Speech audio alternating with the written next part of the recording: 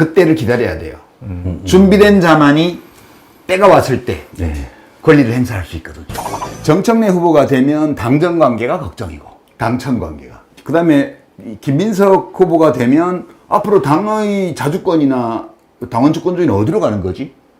그럼 당은 앞으로 대통령의 지배를 받는 건가? 이 둘 사이에서 굉장히 당원들이 번민했다고 저는 봐요. 집단적으로 볼 때.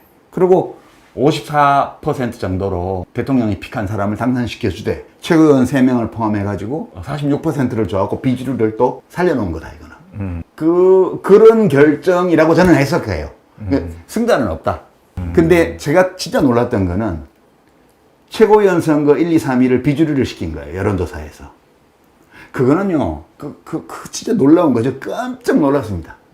저는 그 여론조사 공개되기 전까지는 그냥 김용 후보가 최고위원회 5등으로 들어가는, 4등이나 5등 들어가는 걸로 봤거든요. 그쵸. 그런 분위기였죠. 네. 네. 근데, 그거요. 그냥 여론조사가 아니에요. 그러니까 이제 지금 뭐, 민주당 안에서는 여론조사 이상하다 그러는데 이상한 거 맞아요. 어떤 의미냐 하면, 민주당 권리당원은 아니지만, 민주당을 강력하게 지지하고 민주당의 미래를 걱정하는 시민들이 적극적으로 전화를 받아가지고 네. 김용을 떨어뜨린 거예요. 이제는 이유를 밝히죠. 10대 1로 이렇게 기울어진 이번 민주당 전당대회에서 유이재명과 그 소위 친명 또는 친석을 했던 이 채널들을 보면 나는 왜 김민석을 지지한다가 없었어요. 그쵸. 없었죠. 지지한다고 하지도 않아. 그들이 한 거는 다 이 정청래와 함께 가는 사람, 세력을 그냥 비방하고 조롱하고 까고 짓밟는 거 그거 하나밖에 없었어요. 오로지. 그 썸네일 보세요. 진짜 끔찍합니다. 저는 보면서 아니 지지한다는 얘기도 안 하고 김민석을. 지지하는 이유도 물론 안 밝혔고. 그리고 오로지 정청래를 짓밟는 데에만 정청래 후보와 그와 가까울 것으로 또는 그에게 힘이 된다고 추정되는 모든 개인과 세력을 조롱하고 폄훼하고 비방하고 이렇게 하는 데에만 완전히 전력 투구를 대부분의 언론이 했습니다.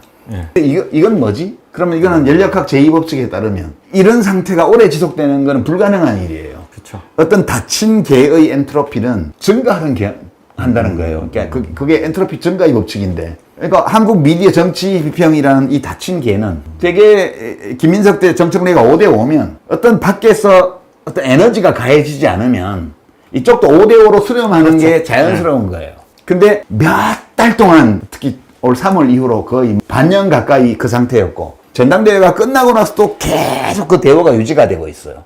그러니까 닫힌 개의 엔트로피가 감소한다는 거 또는 증가하지 않는다는 거. 그러니까 무질서도가 증가하지 않는 거죠. 그렇죠. 그러니까 어떤 방 안에서 이쪽만 온도가 높은 거예요. 그러면 거기는 난로를 켜놨거나 불을 떼고 있거나 그래야 설명이 가능한 거잖아요. 그렇죠. 그러니까 요 정치 비평이라는 이 갇힌 개의 외부에서 힘이 가해지고 있는 거예요. 이번 전당대회 때 제가 이제 현장 다니면서 당원들한테 물어보니까 정청래 대표가 1인 1표제 한 거에 대해서 지지한다는 분들이 꽤 많았습니다. 근데 김민석 대표가 되고 나면 1인 1표제가 무료가 될 거다. 그건 어떻게 보십니까? 설마 뭐 그렇게까지 하겠어요? 그렇게 생각하신 분들이 꽤 있어서. 설마.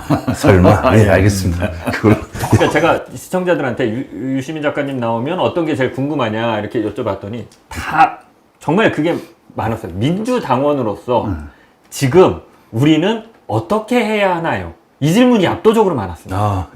예. 그거 뭐 답이 나와 있잖아요. 항상 이성이 잠들지 않도록 이렇게 모든 것을 관찰하면서 내가 당원으로서 투표권을 행사할 수 있는 때를 기다려야 돼요. 투표권이라는 거는 탄원과 같아요. 탄원. 대통령도 그 말씀 한 적이 있어요. 투표권은 정말 수만 년의 역사에서, 문명사에서 이로 헤아릴 수 없는 사람들이 희생을 치르고 피가 강물처럼 흐르는 그런 일들을 통해서 우리에게 주어진 거거든요. 투표권이 탄환이에요. 우리 지금 대항할 수단이 없습니다. 일반 당원들이 뭘로 대항하겠어요? 눈을 뜨고 관찰하면서 서로 이야기하고 그리고 우리가 당원으로서 당원의 권리를 가지고 무엇인가 할 수 있는 시대가 오리라고 믿으면서 그 탄환을 비축해야 돼요. 그러니까 입당하시고 지금 뭐 일반 당원으로 돼 있는 분들은 다시 돈 내시고 그렇게 해서 300만 당원을 만드세요. 네, 화이팅입니다. 울분에 몸을 떨지 말고요. 이번 전당대회는 아주 훌륭한 결과예요. 자부심을 가져도 돼요, 당원들이. 그러니까 이 김민석 후보를 찍은 분들도 이 걱정을 전혀 안 하고 찍은 게 아니라니까요. 많은 분들이 같은 걱정을 하면서도 두 개의 무게를 달아본 거예요. 그 지금은 대통령이 너무 소중하고 그리고 대통령이 성공하는 것이 너무 우리 사회를 위해서 중요하고 특히 호남 같은 경우에는 혹시라도 지금 뭐 원래 그 반도체 클러스터나 이런 것들이 AI 뭐 이런 관련 이런 것들이 얼마큼 준비된 정책인지는 모르지만 서로 날림으로 발표한 거라 할지라도 그거를 잡아채야 될 거 아니에요. 저는 그것이 절박한 심정이 너무 이해가 되고 그 와중에도 30% 넘게 호남에서 정청래 후보를 찍었다는 거는 어마어마한 거예요. 그거는 진짜. 네. 저는 그거보다 차이 더 나리라고 봤거든요.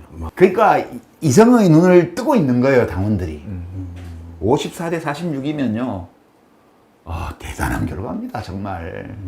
저는 그리고 전당대회가 끝나고 나서 대립이 그렇게 격심했지만 내가 지지하지 않았던 후보가 됐다고 해서 탈당하는 사람이 거의 없잖아요.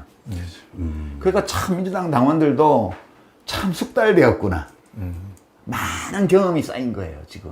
그건 근데 해명을 하나 해야 될 건 있는데. 예. 이른바 그 영역 촉법 때문에 좀 시끄러웠잖아요. 예. 그러니까 그 아까 제가 엔트로피 증가의 법칙, 연력학 제2 법칙 얘기를 할 때 그 당원과 지지자들은 5대 5인데 미디어는 왜 10대 1이 돼 있을까? 그리고 왜 어떻게 이게 장기적으로 유지될 수 있을까? 그래서 그거는 닫힌 개의 엔트로피가 계속 낮은 상태에서 유지되려면 밖에서 에너지가 공급돼야 된다고 얘기했잖아요. 그 에너지가 공급되는 통로가 있을 거 아니에요.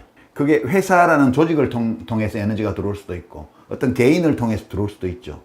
이거를 통틀어서 영역이라고 한 거예요. 그게 구체적으로는 이제 이런 사람들 있죠. 민주당의 당직자인 사람들 또는 뭐 지난 지방선거 때 경선에 참여했다가 떨어지고 온 사람들 또는 뭐 과거에 민주당에 좀 높은 당직을 가졌던 어떤 젊은 사람들 이런 사람들이 비평이라고 하는데 그건 비평이 아니에요. 그거는 자기가 자리를 받기 위해서 그렇죠. 인사권자인데 잘 보이기 위해서 말을 하는 거예요. 그분들이 저를 굉장히 공격합니다. 물론 장인수 기자도 공격하죠. 당연히.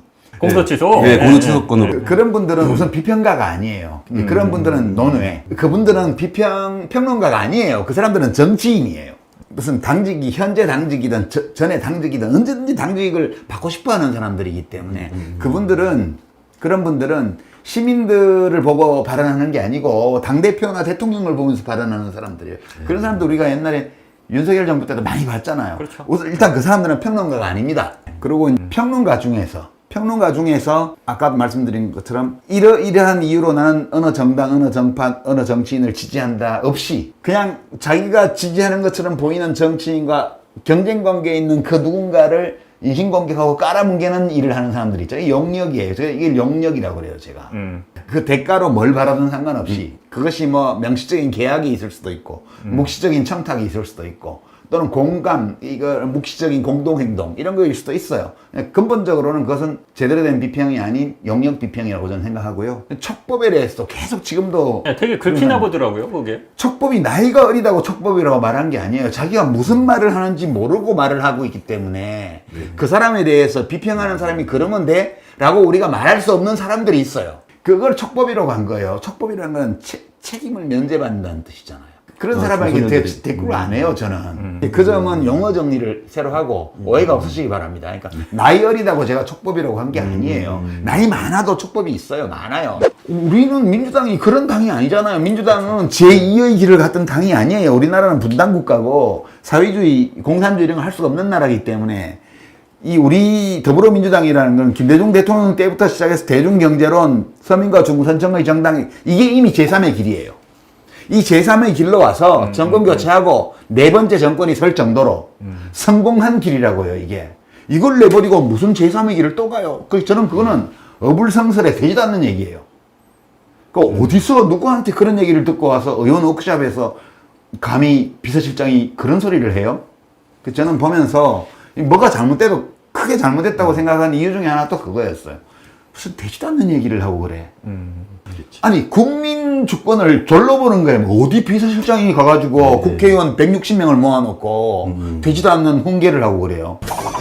그 이번에 민주당 전당대회는 훌륭하게 치렀다고 저는 다시 말씀드리고요. 네. 희망이 있어요. 그 정당이. 네. 예. 정치인들이 그렇게 분열을 획책하고 이렇게 해도 분열하지 말고요. 서로 이해해야 돼요. 그러니까 이 김민석과 그 친명을 찍은 유권자들은, 당원들은 정청래와 그 3인의 최고위원을 찍은 당원들이 왜 그랬는지를 이해하려고 노력하고요. 반대편에서는 또 왜 김민석과 그 친명들을 찍었는지 그걸 이해하려고 노력해야 돼요. 그 당원들은 잘못이 없어요. 그리고 결과도 훌륭하게 냈습니다. 서로 이해만 하면 달라진 국면, 다음 국면에서 또 선택을 할 수 있는 상황이 왔을 때 그때는 이번 전당대회보다 훨씬 더 훌륭한 선택을 하게 되리라고 저는 봐요. 민주당은 그 정도 되는 당 같더라고요. 제가 보니까.